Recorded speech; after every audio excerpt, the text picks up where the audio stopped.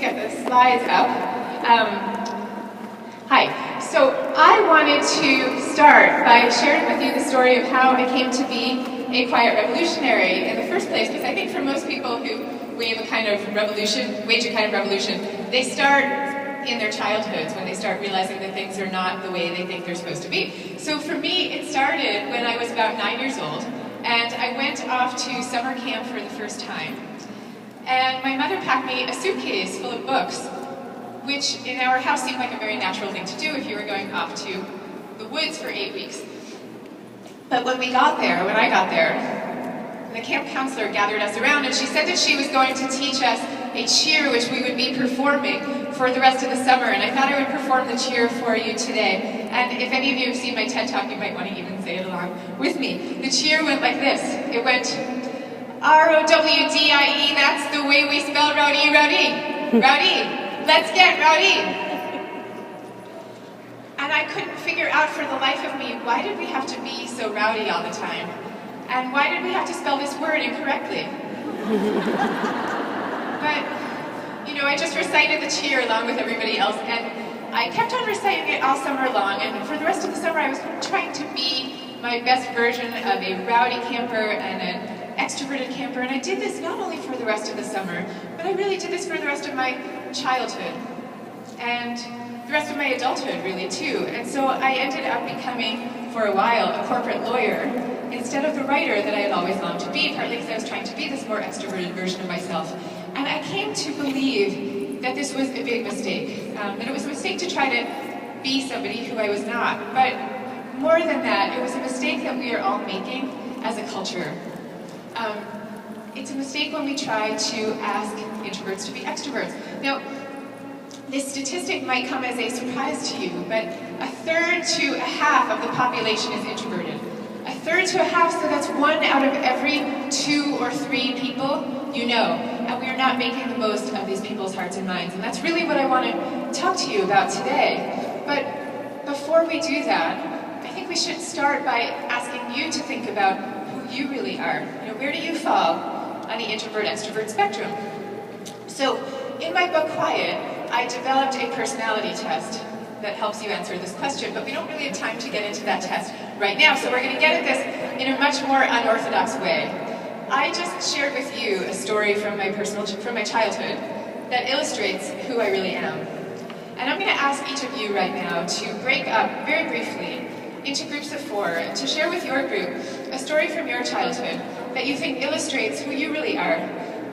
And then we're going to ask each group to select the most personal and private and poignant of each of these stories and share them with the room as a whole. And from this group process, a larger truth will emerge. And I'm just kidding. I'm just kidding. We're not going to do any such thing. But I really want you to think about what were you thinking and how were you feeling during the brief moments where you're like, oh my God, I think she's serious. Were you thinking perhaps extroverts among you? You know, this is great. I have the chance to briefly chat with my colleagues instead of sitting and listening rather passively to a speech. For introverts, perhaps you were thinking, how can I get out of here right now without insulting the speaker? And I saw the looks on some of your faces, so I know this was going through your minds. And of course, I put you through this momentary torture just to make the point that introverts are forever being obliged to participate in these kinds of group exercises, though that's not, excuse me, how they usually choose to spend their time. This is not to say that introverts don't like to work for the sake of a group. In fact, we know from management research introverts tend to be unusually cooperative, but they like the kind of group work where people kind of go off and work on their discrete piece of the puzzle, and then you come back and rationally share what you've learned.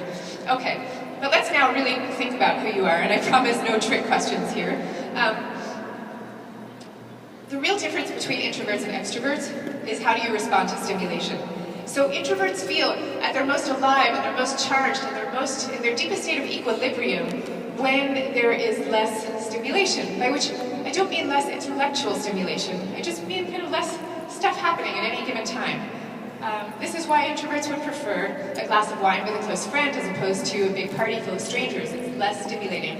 Extroverts, you crave stimulation, and when you're not getting enough of it, you feel bored and listless and unhappy. And these differences extend way beyond how we socialize. So, there was a famous study by the psychologist Susan Cain. He gave math problems to introverts and extroverts to solve with varying levels of background noise playing. And he found that the introverts did best when the background noise was lowest, and the extroverts did best when the background noise was loudest. And that is a profound bit of research for those of us who care about the way people think and thrive and create and flourish, because what it's saying is there's no such thing as a one-size-fits-all world. There's no such thing. If we want people thriving at their best, we need to create environments where you can choose the amount of stimulation that's coming at you. So very quickly now, how many of you would describe yourselves as introverts? Okay, it can't be 100% of this audience. So let's do this the other way. How many of you would describe yourselves as extroverts? Oh my gosh, okay. Okay, so it really is about 50-50, which is exactly what the most recent study has said of the US population. Okay, now I want to kind of take you through the life and times of introverts and extroverts so you can see how these things play out. We're going to start in childhood. You're looking at a picture of a Mommy and Me class where kids sit around and sing songs and play musical instruments. If you look at this picture from a hazy, impressionistic perspective, it looks like it's a picture of just a happy group of caregivers and kids. But if you look at it more closely, you see the fundamentals of human social dynamics. Because what you see is that some of the children are clinging rather closely to their parents' sides, and others of the children, like the little guy in the red jumpsuit in the middle of the room, he has no idea where his mom is. And that's perfectly okay with him. He's a more kind of bold, exploratory character. The silent narrative that is often playing in the minds of the mothers of the quieter children, it's often a narrative of worry. It's a narrative that says, my child seems not to be getting as much out of this experience. Maybe that's going to be the story of my child's life. But what I want to say to these parents is there's a lot more going on here than meets the eye, because the children who are clinging and not saying anything, they're not sitting there passively. They are paying a kind of close and acute attention to what's going on. And eventually they will join in. For some it's going to take days, for some weeks, for some months. But when they do, they will have a greater understanding of what's going on, and they'll have a kind of close, subtle understanding of the social dynamics that they're joining.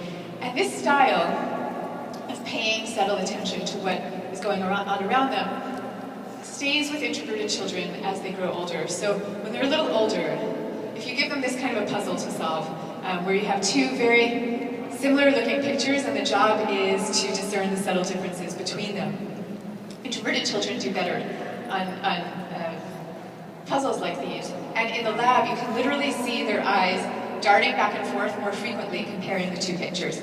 Now, this style is going to stay with them as they grow older. So I want to talk to you briefly about famous introverts and famous extroverts. You're looking here first at famous introverts. You've got Albert Einstein on the left, who famously said, "It's not that I'm so smart, it's that I stay with problems longer." That's the way introverts take in information. In the middle is Wendy Kopp, who founded Teach for America and later Teach for All. She's an amazing leader. And she told me that she understood from a very early age that she would never be a leader by galvanizing force of personality. She said she leads through grit and she leads through ideas. Grit and ideas. And then on the right we have Warren Buffett, also self-described introvert, really well known for spending many hours alone in his office poring over financial documents, also well known for getting along beautifully with colleagues, appointing great managers under him who help him run his company. So it's kind of this mix of a solitary and collaborative style. Now I want to show you some famous extroverts. And we're looking here at Jack Welch, at Oprah Winfrey, at Sheryl Sandberg. And what I want you to see, to notice about each of these pictures is the broad smiles on all these people's faces, right? What's going on with that? There's a kind of energy, there's a kind of dynamism that makes us feel as if they're going to jump right out of these screens and come and stand with us right here in person. And it turns out there's really interesting early research on the neurobiology of introverts and extroverts. Now we all have in our brains reward networks, and this is the networks in our brains that get activated and excited at the prospect of something appealing. So it could be an attractive stranger across the room, or it could be a business deal you're excited about doing. Your reward networks get excited. And extroverts have more easily activated reward networks than introverts do. It's not to say that introverts don't have them, but it takes them a little longer to get into that space.